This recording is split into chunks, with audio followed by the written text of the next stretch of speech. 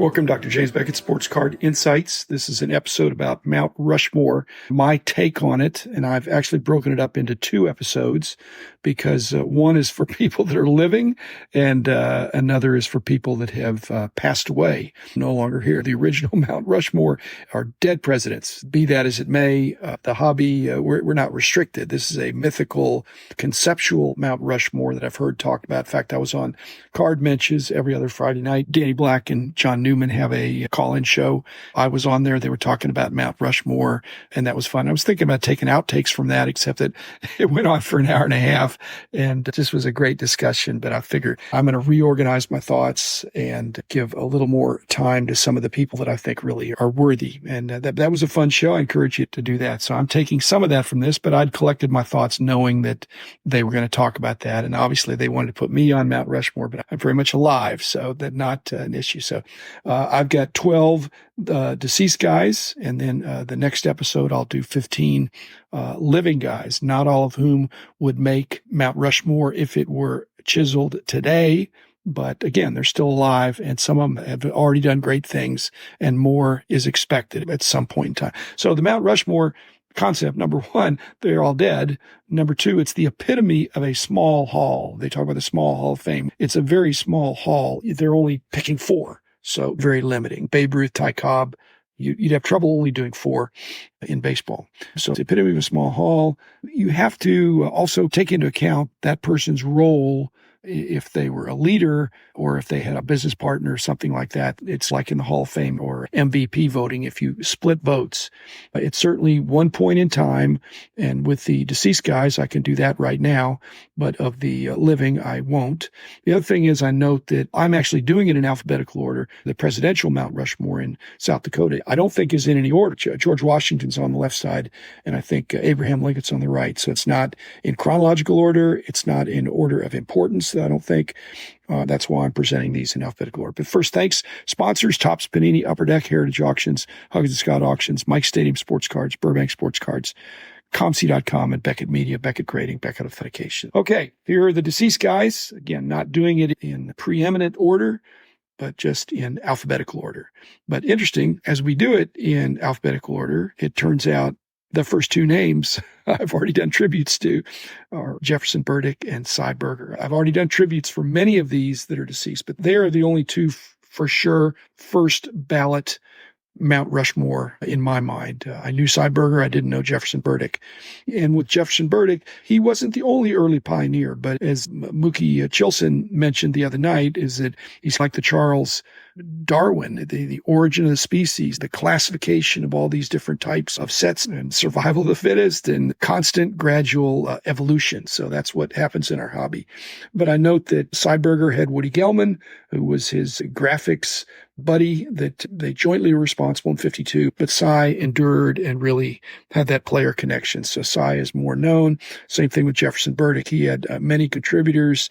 Buck Barker, Stanley McClure, Lionel Carter, John Wagner, not Hannes, but John Wagner, the collector John Wagner, and many others. There were other very noteworthy collectors that were of assistance. Just I can see the things that I've done, I had lots of great contributors. Anyway, so Burdick and Berger are in.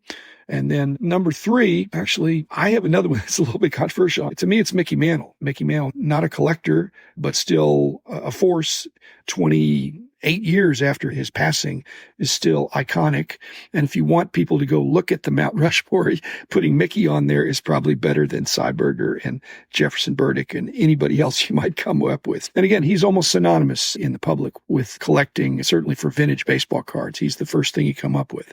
Now, I mentioned on the episode that Hannes Wagner would, if you had done this Mount Rushmore back in 1975, Mickey Mantle was still strong, but Mickey Mantle really came on strong in the late 70s is when his 52 Topps card really took off actually it was in 1979. I was there in Philadelphia when 3 in a row went for $3,000 each, which was gasping. People just couldn't even believe it. But Hannes Wagner was the first iconic baseball card of the T206. It was the first card for which a bounty was published. And I don't think it was ever, it never was pulled the trigger. But as I recall, my friend Charlie Brooks from the Sport Hobbyist had a bounty, and it was $250, and then it was $500, and I think he wound up with $1,500. It drove interest, and he had ads in some places where it increased the visibilities. Anyway, so my 1, 2, and 3 are Burdick, Berger, and Mantle. Okay, then I'll go the rest of them in alphabetical order. Let's see. Mike Burkus. Okay, Mike Burkus would be considered the father of the National. Actually, Gavin Riley and Steve Bruner, and then later Jack Petroselli from LA were partners in that. But Mike was just a master promoter. Gavin Riley was the first guy that I was in contact with. A super solid guy, fabulous collection. But Mike really had the enduring presence. And everything he did turned out bigger. He made things bigger. And so Mike would be very worthy of being on. Again, I'm locking in 3, and Mike is a strong candidate for the 4th, even though, as I said, he had some associates who were outstanding as well. Next would be Warren Bowman. Didn't know him personally, but the battle between Topps and Bowman, Topps won. And as I said the other day, that the victors write the history, and Warren Bowman's contributions have to take a backseat to Cy Berger's representing Topps. Number 6, Lud Denny, controversial one. I've done some episodes about him. He single-handedly took football cards to the next level. And that was a big deal for me, for our company, and for the hobby, for hobby shops. If all the cards would have been mainly baseball and football and basketball being an afterthought, Lud Denny, by strength of persuasion and literally throwing his weight around and just not accepting no for an answer when he went to New York and came back with a license. He didn't do everything right, but we should appreciate his contribution. Larry Fritsch, if it was a dealer Mount Rushmore, he would absolutely go on there. He was the most noteworthy dealer that I recall from the 70s. There were Bruce Yecko and Sam Rosen from the earlier days, but Larry Fritsch endured even after he passed, then Jeff, and now if something has the pedigree of coming from Stevens Point in that barn, which I saw, which was one of the 7 collecting wonders of the collecting world. Next, Barry Halper. If there's a memorabilia Mount Rushmore, he would be on there. He had great hospitality, went up to his house, saw his collection, which was just absolutely fabulous. It's been distributed now, some of it to the Hall of Fame and some of it through auction, but an amazing guy who not just was a great collector, but he loved the sport. Richard McWilliam, getting up to the M's here, gone too soon. Be interesting to see. I'm wondering if he would have made it. He died untimely. He died younger. He probably was pretty close to my age, and I considered that I had some more life expectancy, but very disappointing. He had really a lot of discipline and wisdom for growing a brand from nothing, and that's to be admired. And I'm disappointed that he wouldn't have been around for longer to cement his further position. Again, a worthy candidate. But we will see. It's not a democracy. I don't think it's going to get voted on. Next is Frank Nagy. At one point, I think had the best collection in the country. He had one of the best, and then he bought out the other guy that had one of the best, Walter Corson, I think. It's just not even an apocryphal story, because I went over to his nice house, but not a demonstrative house where he had his cards in the room in these cabinets and things, and it was really cool. But he was a legendary figure in the Detroit area and around the country. Let's see. Oh, Alan Rosen. I used to be good buddies with him, then I wasn't, and then I think we probably had a little bit of a meeting of the minds. But he was larger than life in many ways, and he was very intense. If you were friends with him, he was super loyal to his friends, but if he was mad at you, you definitely knew it. He wasn't going to come to the show unless he could have the table number 1 and have first access to any walk-ins with any collections or cards for sale. And he had his Ben Franklin $100 bills proudly displayed in his showcase that he was happy to trade for your cards. And then Hannes Wagner being, again, like I said, the first real quest, the mystique of the Wagner of any time somebody brought in T206s. And this is from the 70s. There was something, could the Wagner baby be in there? Again, of all the cards, when you look at the Mickey Mantle 52 Topps, that's a fabulous card. It's not as tough as what people think. It's tough in really good condition, but the card that you don't even, it may be the only card where you don't even care what condition. In fact, it doesn't even have to be a whole card, as we've seen in some of these auctions. The Wagner made it made T206 be one of the iconic sets in the hobby.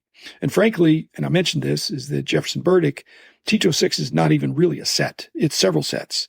because a different cataloger could have cataloged in a different way and made each of the American tobacco brand backs a different set, which would have made it a lot easier to get a complete set. But then I would have been confusing. But if he could have categorized, but he didn't. He did white borders, and then he did gold borders, and he did some of the other things. So it wasn't a no-brainer just to say, hey, I'm going to do, again, they're unnumbered, the checklist, some of the things, we have more access to information digitally, especially.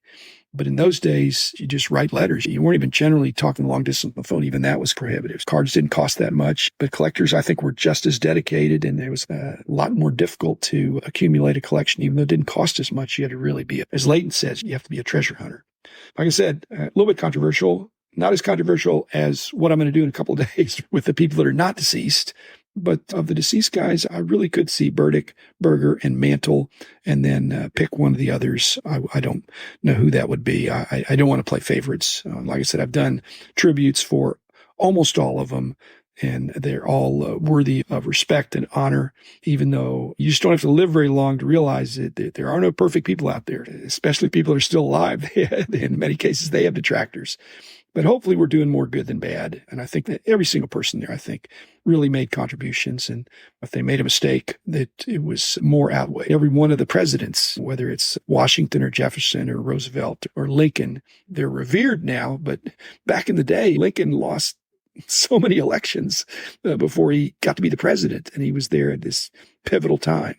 George Washington is equally famous for leading America and for stepping away. But again, very worthy of honor, and so are all these guys. Thanks, everybody. Be back again in a couple days with the not deceased, the future potential for a Mount Rushmore, which I don't think is going to happen, but we'll see. Thanks.